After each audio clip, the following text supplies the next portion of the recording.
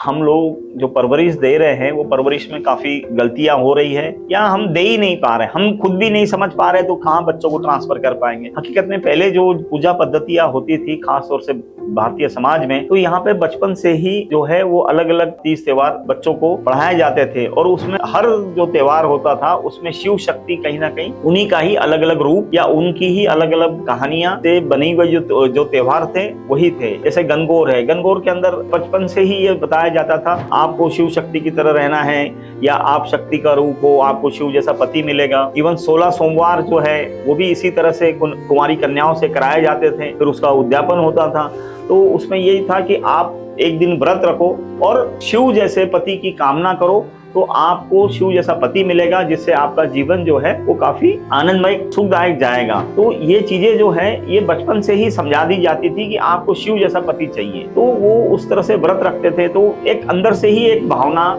या अंदर से ही एक जागृति होती थी कि पति हो तो शिव जैसा हो। बट अब कैसे है कि अब ये शहरी जीवन हो चुका है, पढ़ाई के लिए लोग शहरों में जा रहे हैं और वही हम लोग जो अंग्रेजी पढ़ाई जो हो रही है और सारी पढ़ाई जो है वो सिर्फ पैसे कमाने के लिए हो रही है। तो इसमें कहीं ना कहीं वो दीक्षा या जो परवरिश जो होनी चाहिए समाज बनाने के लिए, एक दूसरे के प्रति संबंध बनाने के लिए, या जो वैवाहिक जीवन जो पूरा लाइफ लॉन्ग चले, उस तरह की भावना ही पैदा नहीं कर पा रहे हैं। इसीलिए कैसे है कि वो सतही रिश्ते हो रहे हैं फिर कभी भी टूट रहे हैं या फिर उसके जो परिणाम जो है वो एक्स्ट्रा मैरिटल्स के अफेयर के अंदर या डिवोर्सेस में निकल रहे हैं। देखिए एक्स्ट्रा मैरिटल अफेयर्स अगर हो रहे हैं तो संवाद तो उसमें कारण है ही, पर मुझे ऐसा लगता है कि कहीं ना कहीं देखिए एक्स्ट्रा मैरिटल अफेयर्स अगर आदमी ढूंढ रहा है तो मुझे लगता है 3-4 कारण उसके बेसिक समझ। सबसे पहले तो कैसा होता है कि पति पत्नी का घर में आपसी संवाद उतना उस लेवल का नहीं रहता है, या हो सकता है कि पत्नी ज्यादा पढ़ी लिखी हो, उसका जो पढ़ाई का जो क्षेत्र हो वो कुछ आर्ट्स कॉमर्स हो, पति का इंजीनियरिंग वाला हो